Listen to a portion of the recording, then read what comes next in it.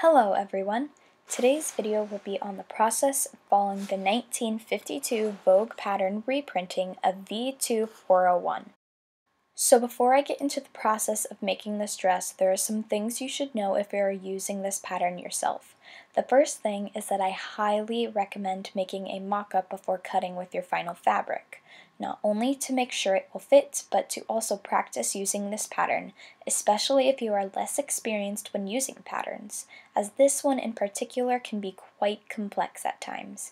It is also very important to mark all markings on your fabric from the pattern. You will also see me pinking the edges of my fabric sometimes before or after sewing a section of the dress. You could also serge or finish the raw edges a different way, but I wanted to sew and finish this garment using methods that would have been used during this time period. So with all that aside, let's get into making the dress. For fabric, I will be using a red satin-faced crepe I ordered online from Mood. The first step is pretty self-explanatory, to cut and mark your fabric. I will be cutting version B of this pattern. The instructions show a couple different ways to cut your fabric based on the fabric's width. The next step is to reinforce inner corner of bodice back at underarm, pivoting at small circle, clip to small circle. I then stitched all darts in bodice back and ironed them in place.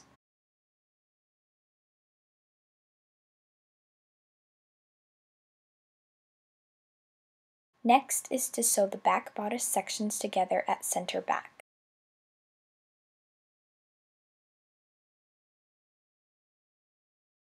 The pattern then wants me to stay stitch bodice back at neck edge.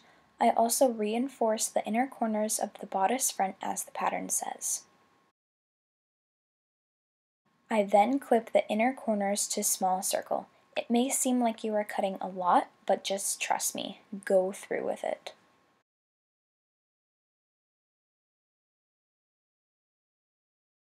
After clipping the inner corners, I sew the bodice front darts and press them into place. The pattern then says to stay stitch side front edge of bodice front below small circle. The next step is to reinforce side edge of under bodice side front through large circle, clip to large circle. I then had to make 5/8 inch hem by hand at side edge of under bodice side front below clip. Instead of folding the edge once, I ironed it and folded it over twice, then stitched it in place to enclose the raw edge. After that, I had to pin the under bodice side front to the bodice front at the side, clipping where necessary. Now moving on to the ties of the dress, I had to reinforce upper edge of bodice side front pivoting at square, clip to square. I absolutely love the way these ties look and function on the dress, especially when I attach the skirt later. I sewed a line of stitching across the top edge of bodice side front so I had a guide for folding it over twice. I then ironed the rest of the seam before pinking the raw edge with my pinking shears to 3/8 of an inch.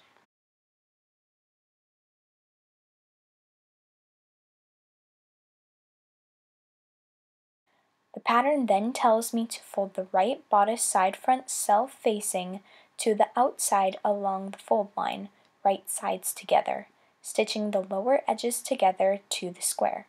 After that, turn it right sides out and press.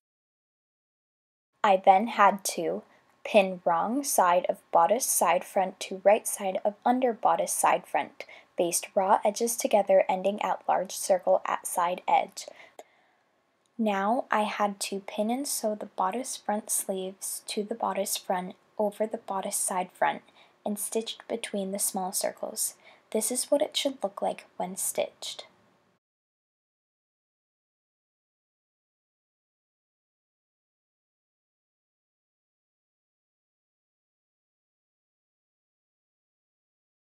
This is where I got very confused. The instructions say to Stitch bodice front sections together at center back.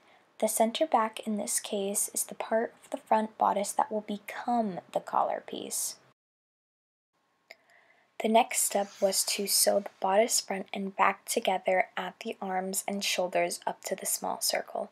It is very important to stop at the small circle, otherwise you will have a very hard time sewing on the collar.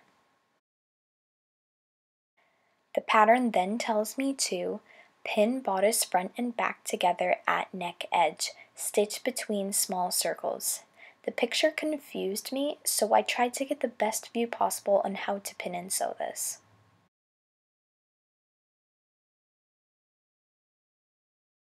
I then stitched the bodice back to the bodice side front at the side and at the lower sleeve edge. I do this twice as specified in the pattern instructions.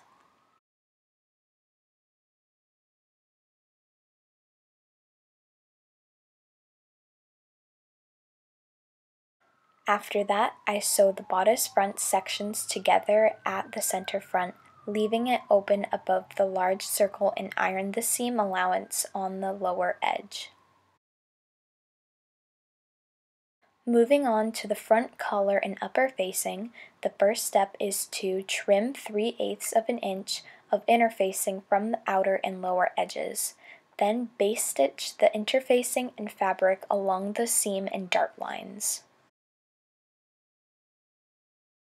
The pattern then says to reinforce inner corner of upper collar and front facing, pivoting at small circle, clip to small circle.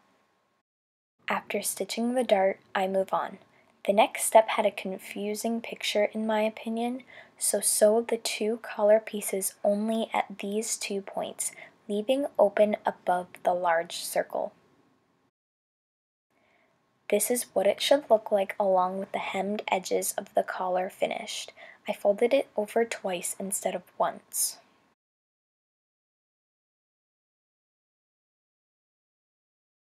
I gave the bodice a quick iron and stitched the collar onto the bodice and under collar. The instructions get a little complex here, so I just continued to sew on the collar and everything ended up working out. This is what it should look like. Then I turn the collar right sides out, press the edges, and slip stitch the neck and collar edges over the seams. Moving on to the skirt, I sew all the darts in the front skirt panel and iron them down. I iron the 5/8 inch seams in place. Before hand sewing them down, I pink the raw edges with my pinking shears. Then use a herringbone stitch to stitch down all the edges. After that, the next step was to sew the skirt back sections right sides together.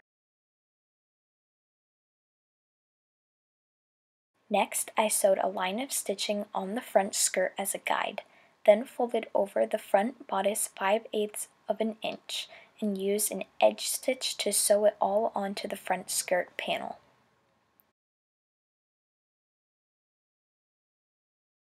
The pattern then says to sew the side skirt sections to the back skirt.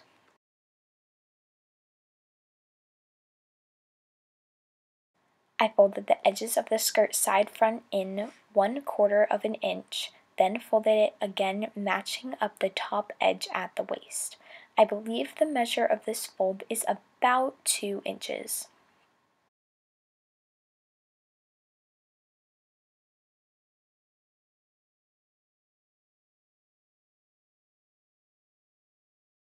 Then I did the same thing I did with the front skirt panel when attaching it to the front bodice, but with the back skirt and the back bodice, lining up the seams and sewing between the squares. The next step was, using pattern tissue guide for inside belt, cut 2 pieces of grosgrain ribbon transfer markings. I forgot to get grosgrain ribbon for this project and didn't have any on hand, so I decided to make my own inside belt using leftover fabric. I slip stitched the ends down as the instructions say to do so. After that, I stitched the inside belt pieces to both side openings of bodice front and stitched on a hook and eye closure.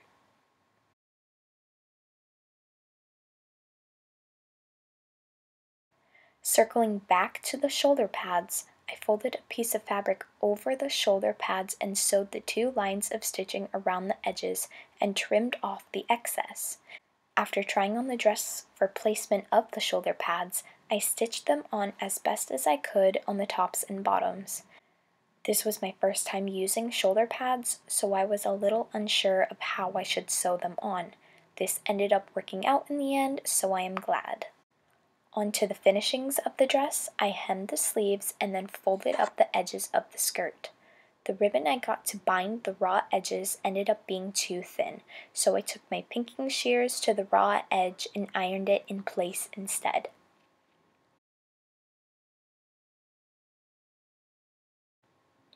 Next, I turned the facing inwards and stitched it all the way down the skirt so it wouldn't flip over.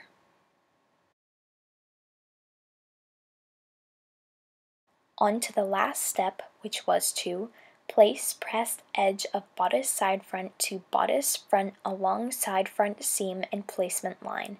Sew in place to square. And with that, the dress is done. I love how this dress turned out. I paired it with a short heel, big floppy hat, and matching red sunglasses along with some jewelry for a kind of, boss of a major company type of look. I didn't wear a petticoat with this look because the one I had, it didn't poof out the right way and made the bottom look very heavy, so I opted not to wear it. I know going without a petticoat with this type of skirt wasn't done often during this time period, but I didn't see a problem with modernizing the look a bit.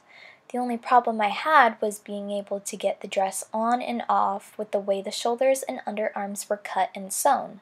But other than that, I love how the look came together in the end. Hitting that like and subscribe button would really help me out, and with that, I say farewell, and I will talk to you all in the next video.